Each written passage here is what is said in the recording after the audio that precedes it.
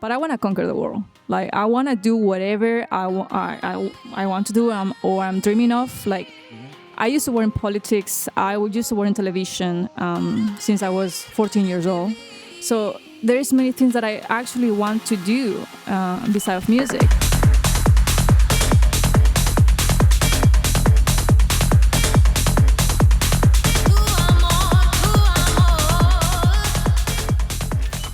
Hello, hello.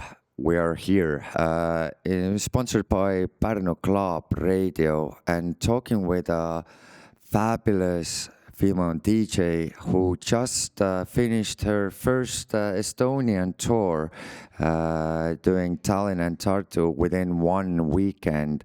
LARA KLART. Hello. Hi, how are you? Yeah, I'm fine. How are you? Amazing. Like I'm super happy to be here. It's my first time in Estonia, and like I'm very surprised for all of the love and support and kindness and warm like feeling that I'm having right now, because people surprised me here. I didn't thought you were so nice, so kind, and this country is so beautiful. I'm like excited to come back. How far have you been to Europe before this time? Like, have you been close to our country, or what's the nearest country that you've been to? Like I think Germany, Netherlands, London. So London is more like, yeah. Middle Europe. So this is the first time visiting Northeastern Europe. Yeah, it's the first time. As you said, like you weren't expecting this warm welcome. Tell me about these 2 days that you were in Estonia. How was the crowd? How was the parties?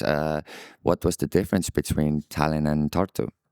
Well, like in the other side of the world, you think people from this side of the world are more cold, right? More serious, more like maybe tough.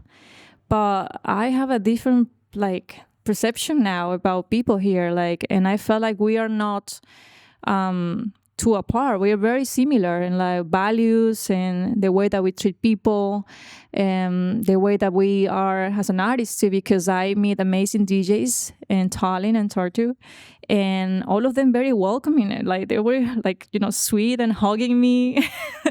I was surprised. I was like, wow, because yeah, we think that you're close to Russia. You before has a story with Russia, right? And we think people in Russia is very tough and cold. And we thought like maybe people from Estonia are the same. But after like watching some like artists too, like famous artists like Tommy Cash and other artists, so I was like, wow, these people have like humor sense. They're warm people. They're kind. It's a surprise, totally surprise for me. And well, the crowd and the two cities that I play were amazing, both of them. Especially seeing that Tallinn is more like grown-up people, Tartu is more students, college students. So the energy is somewhat different, but kind of the same. Yeah. You come from a warm country. And you live in a warm part of a country right now as well. So how do you feel that this has affected your playing style, your music journey, being from a warmer climate? Yes, because well, when I started doing house music. It was something that it was like everywhere in my country, still everywhere in my country, and Miami especially. And it was difficult at the beginning to have that transition from house to techno in 2018. I decided to change it because that's what I really like it. And it was very difficult at the beginning because as a music producer, trying to do music less friendly or less pop, can I say that? It was more complicated. Every time that I was trying to do like a dark techno track, my brain always took me to housey sounds. It was super difficult, the transition, but after, I guess from 2018 to 2024, like I have an evolution in my music production skills, and now I can do the European techno style, finally. It's weird that usually harder musicians go softer, like techno producers go towards house. You did the other way around, so you went harder. why do you feel like this was inside yourself? But like, what was the emotion that made you go harder? Well, the first time was like a rebellious thing, I think, because I was in Mexico City playing for my first music festival where the headliners were Tiesto, Alesso, Oliver Heldens, all of these EDM like celebrities, right? And but that time I have a manager who was telling me that I should play EDM. And I say no, like the only commercial thing that I can do is house or tech house, but I actually want to change to techno. And he says, Lara, if you play techno in the main stage, all of the people is gonna go because this festival is for EDM and hardstyle music. And I say, well, let's see what happens. But in my mind, I was like, we're just gonna do what I want. Like, I'm not gonna let anyone to tell me what to do, even if it's my manager. I'm gonna play the music that makes me feel good. And techno was something the first time that I listened to electronic music and I went to a festival, it was actually trance and techno, and I fall in love with both. But why I started with house, it was because in that time there was many DJs in my country and many parties and playing house music, and I thought, oh, if I want to survive doing this, I need to do something that is gonna give me more job, right? And I did it because of that. So that was not something genuinely or honest by my side, right? But when I decided to play techno, it was more from my heart. And the first time that I played actually techno was in that festival in 2018 for more than 20,000 people. And I feel something different. Like I feel power. I feel more like in control of my body and everything. I feel like less nervous, even if that day I was crying on the stage because it was so emotional for me. And after that, like I felt like everything started happening because after that festival, I started getting booking from other countries. And I got my message. I say, okay, so if I getting more bookings now than house, this is my way. This is the way that I had to take. And after I decided to change to techno, like I started playing more often and having more opportunities and meeting more people in the industry. So I guess that's why I was just following my heart.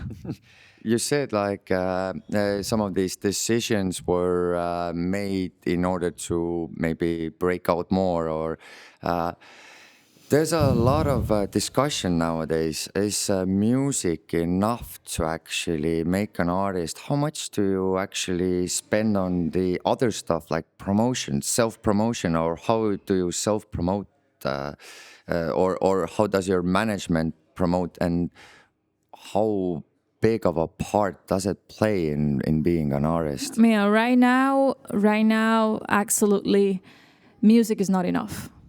You need to promote yourself. You need to invest a lot of money. Or if you have a management that has the money to invest in your career, you need to invest in marketing and image and looks. Unfortunately, because that's what the younger generation are looking for, like someone that they can like look like, or someone that they can like find like a hero to be like them or something like that, right? And social media plays a huge part on it because nowadays, people, sometimes you just go to a rave or a festival or a party just because of the photo of the DJ, right?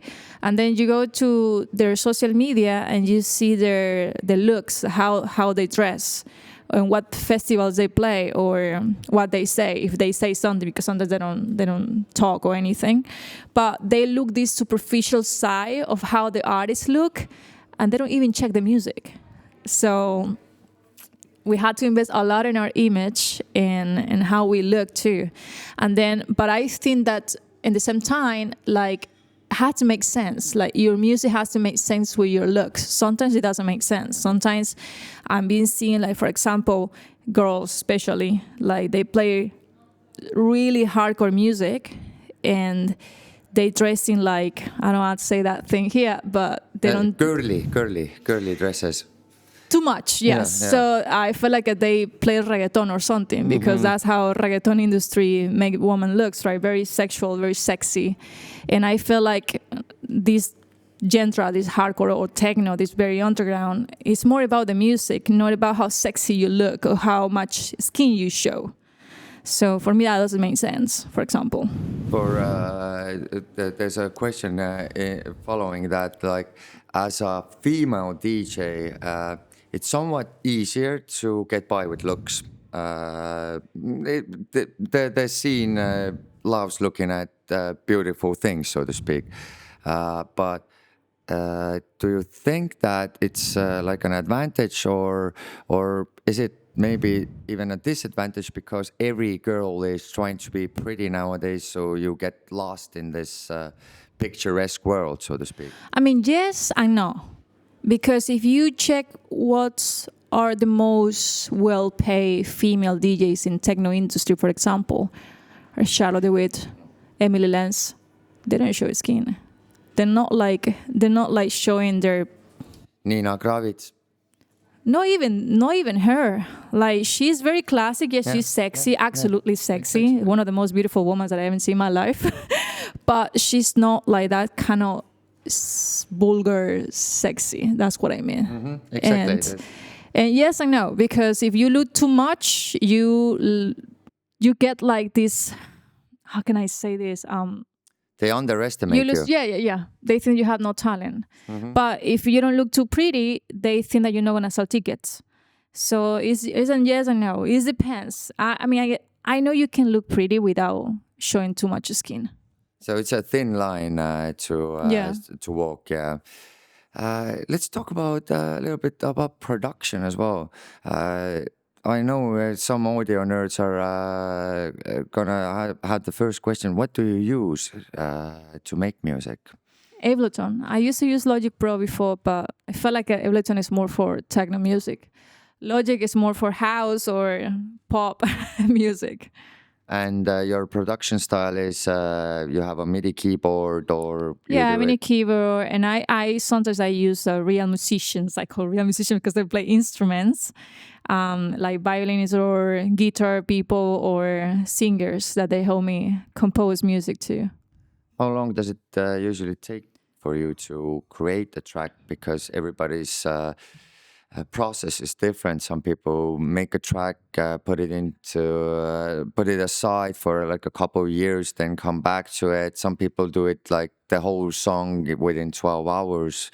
How's your process? Sometimes I do it in one day, like a couple hours, but sometimes it takes me 1 week or two because I'm waiting for the vocals or some instruments, and then I had to wait for another person. So yes, and then I had to send it to my sound engineer.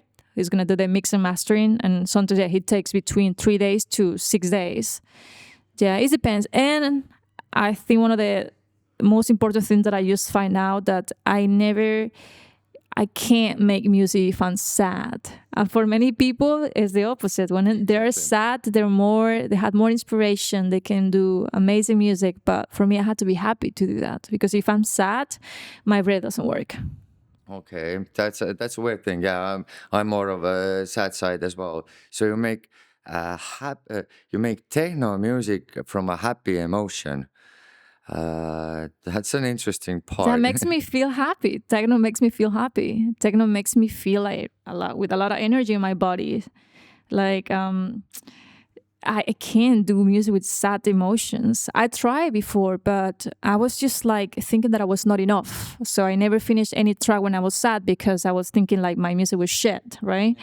But when I'm happy, I'm like, I have more ideas. I'm like more willing to like mix things that I never mixed before and use some instruments or some things that I never used before. So I'm more like creative in that way. Exactly. We were talking behind the camera before that a lot of techno scene is about escapism. A lot of the techno crowd is about escapism. But you're sort of the opposite. You're a sober techno DJ that makes music from a happy place. How can you manage being sober around that much, so to speak, temptations? Well, I think it depends of your personality, as we say before. I feel like for me is about balance in what are the reasons why I'm here. Like, what was my big motivation? And since I was a child, I want to be a musician. I wanted to sing or play some instruments in a rock band. That was my big dream since I was a child. And music has been my only priority. Like, of course, I had those temptations before when I was very young. But in the end, I was like, if I want to make a career with this and I want to go to the biggest levels of my career, I need to be in control. And I'm a freaky control person. So and I find out that having that control in my life, like when I go to tour, I never go to pre-list before my show, and after my show I go to my hotel. I don't go to after parties, I don't do drugs, I never drink when I'm in my workplace. I take this very serious, and I always giving myself my best to people too. And I'm very happy in doing that, actually, because I have some situations in my career where if I wasn't like this, it could affect me in every single way. But because I'm this and I'm very like on control of everything, like, for example, for me, I had to respect the promoters too, because if I was maybe drinking before, my performance would be shit, right? And then the people that invest money on me will be so angry because I arrived late, or I was not playing good because I was drunk or doing drugs, or after the show I disappeared in an after party and then I didn't arrive on time to the flight. And that happens all the time when the DJs are not in control about themselves and they lose the flight, they can't go to the next gig because they were not sober, they were drinking and doing drugs. So having this control makes me happy because I'm giving the same respect to my promoters, managers, booking agency. And for me, that's very important to have that balance and that like discipline in what I do. Yeah. Hot take. How many other DJs have you met in your life that have that kind of a healthy take on life? A couple ones, yes. But all in all, it's a small percentage. Yeah, but most of them that are like me, they're already like big. Mm-hmm. They're like playing around the world, so they had to force themselves to be like that. But in my level, I don't know anyone. How many years have you grinded, and how many years of like grind work have you inside yourself when you say like, okay, let's start selling real estate or something like that? Like how many years of this DJ life have you got inside yourself? Well, I started as a music promoter when I was 16 years old. And then I started taking classes of DJing when I was 21. And I think it was 2015, but professionally, I think in 2018. Mm-hmm. So since 2018 to now. So 7 years of grinding? Yeah. And how many years do you have that grind left in you? Like, when are you gonna say, okay, this is enough? This is enough, yeah. I have like a very conflict saying that, because part of me, one side of me wants to one day have a family, be married and just focus on my family and other things that I want to do, because I do many things, not only music, and I've been working in different industries before. So, and I post those things because of music. And I mean, I love music, but I know this lifestyle one day is gonna be a conflict for me, because I don't pretend being like, like at 10 countries in less than 2 weeks and having a family at the same time. So, but the other side is telling me I want to do this the longest it takes, but I don't know, like many things can change. I've been seeing Emily Lenz having her child, and well, her husband works in the music industry, and that's the difficult part for me, because finding someone with my same like discipline and values in the music industry is very difficult. And the only guys that I'm being dating is outside of the music, and of course they don't want to date a DJ that's gonna be like, I don't know, like 3 weeks out of the city, just 1 week with them. Mm-hmm. So that's the conflict that I have right now. Yeah, maybe you have to get like a stay-at-home dad as a boyfriend. Like you go on tours, and he will raise the child or something. Most like of the men doesn't want that. Yeah, I know. So you still have dreams like every other person does. Nothing far fetched. Just this living the life. Yeah, I mean, I don't, when I say this, people just take in a very negative way sometimes because, you know, a woman that is ambitious sometimes is bad for many people. But I want to conquer the world. Like, I want to do whatever I want to do or I'm dreaming of. Like, I used to work in politics. I used to work in television since I was 14 years old. So there's many things that I actually want to do besides music. Like, I want to actually, I started creating my own foundation because I want to help kids in my country. And of course, I have to work with governments in my country. So it's something that I want to do, maybe one and all, I don't know. And I do want to do some things in television because even if I did it before, I felt like I need more. But I don't know when because this music lifestyle is getting me very busy. But there is many things that I want to do. I don't want to just like live my life without doing what I love. I pretend to leave a legacy to my family at least. I don't know if I want to leave a legacy in the world. I don't know that yet, but I think that I want to do it with my family. And I'm not talking about my future family. I'm talking about my siblings, my cousins, my parents.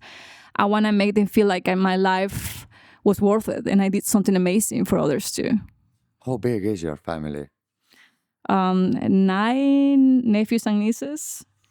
We are 5 in my house. So a big family. Yeah, and, we were six siblings. And close. Yeah. So I think that adds to the healthy lifestyle as well, growing into this and then going to conquer the world.